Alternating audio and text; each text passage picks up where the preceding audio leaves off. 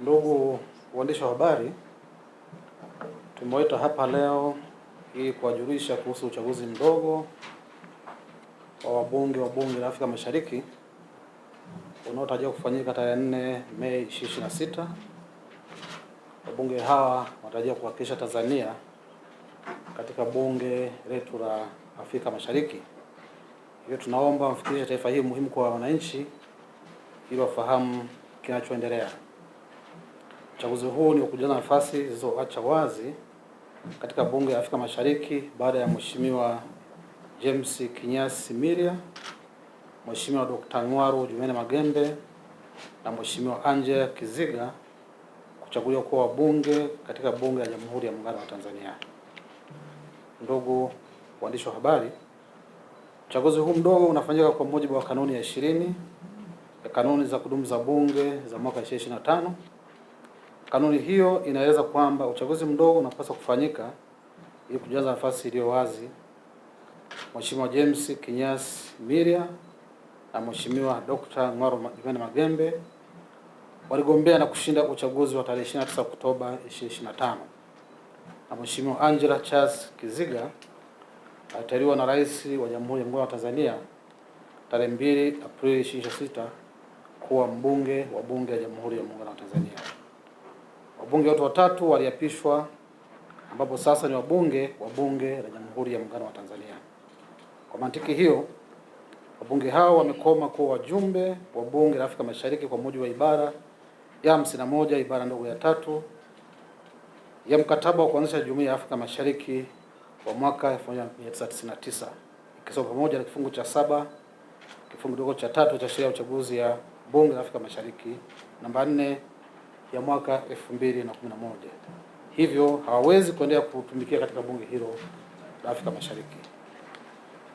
Ndugu waandishi wa habari, kwa mujibu wa kanuni ya 18 ya kanuni za bunge, tulimwandikia Spika wa Bunge la Afrika Mashariki kumtaarifu kwamba wabunge hao wameapishwa kuwa wabunge wa Tanzania. Spika huyo alijulisha kwamba nafasi 3 za Tanzania zilizokuwa zimejazwa na wabunge niliyotaja ziko wazi, hivyo zinapaswa kujazwa ndani ya siku 90 kwa mujibu wa kifungu cha 8 kifungu kidogo cha 2 cha sheria ya uchaguzi wa bunge hilo. Ndugu waandishi wa habari, ibara ya 50 ibara ndogo ya kwanza ya mkataba wa jumuiya imeweka masharti kuhusu uchaguzi wa wajumbe wa Bunge la Afrika Mashariki kwamba unatakiwa ufanyike kwa kuzingatia na kwa kadri inavyowezekana wakilishi wa makundi yaliyotajwa katika ibara hiyo. Kanuni za bunge zimeainisha makundi ya wakilishi kuendana na ibara 50 ya mkataba. Makundi hayo yametajwa chini ya fasiri ya 6 fasiri ndogo ya 5 na 12 fasiri ndogo ya 3 ya nyongeza ya 3 ya kanuni kama ifuatavyo: kundi A wanawake, kundi B Zanzibar, kundi C walio wachache bungeni, kundi D Tanzania bara. Ndugu waandishi wa habari, Mheshimiwa Angela Kiziga alikuwa ni mjumbe aliyechaguliwa kupitia kundi A wanawake. Mheshimiwa James Kinyasi Miria na Mheshimiwa Dr. Ngwaru Jumene Magembe walikuwa wajumbe waliochaguliwa kupitia kundi D Tanzania bara. Nafasi hizo zilipatikana kwa udhamini wa Chama cha Mapinduzi. Ndugu waandishi wa habari, ibara ya 50 ibara ndogo ya 2 ya mkataba wa Jumuiya ya Afrika Mashariki inataja sifa za mtu aliyestahili kuchaguliwa kuwa mjumbe katika Bunge la Afrika Mashariki.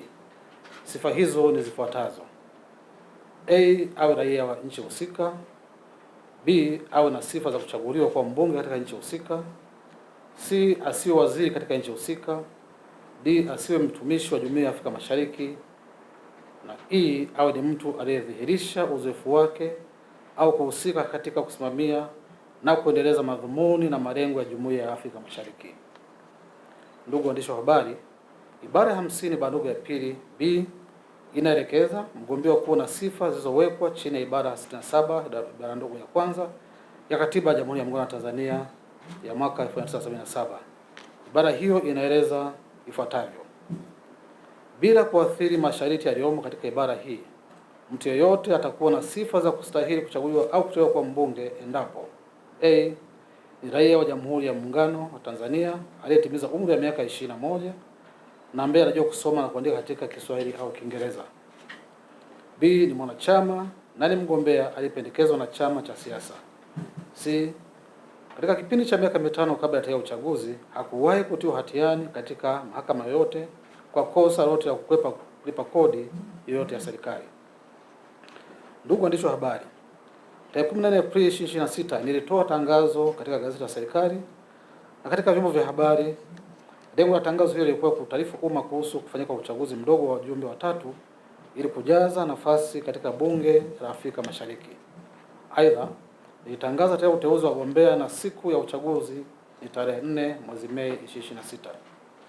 Taarifa hiyo ikitaka Chama cha Mapinduzi kufanya mchakato wa kupata wagombea kwa kuzingatia matakwa ya fasili ya 6 ya nyongeza ya 3 ya kanuni za bunge.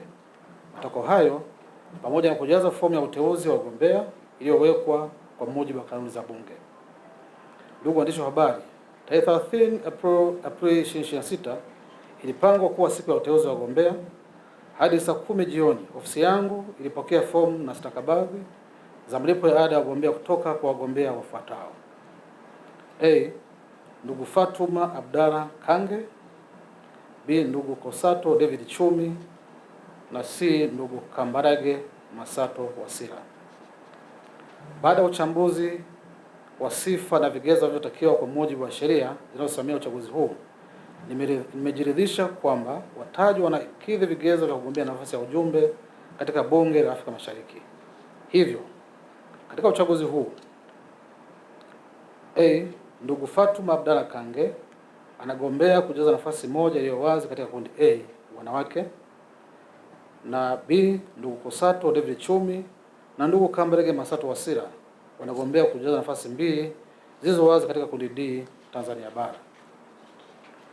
Ndugu waandishi wa habari, itakapowadia siku ya uchaguzi, kabla ya bunge kupiga kura, wagombea wataruhusiwa kuingia ndani ya ukumbi wa bunge, watajitambulisha na wataomba kura kwa lugha ya Kiingereza.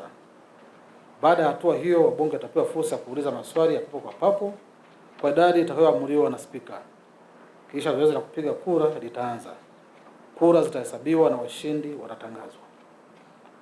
Ndugu waandishi wa habari, uchaguzi huu unakusudia kupata wawakilishi wa Tanzania katika bunge la Afrika Mashariki.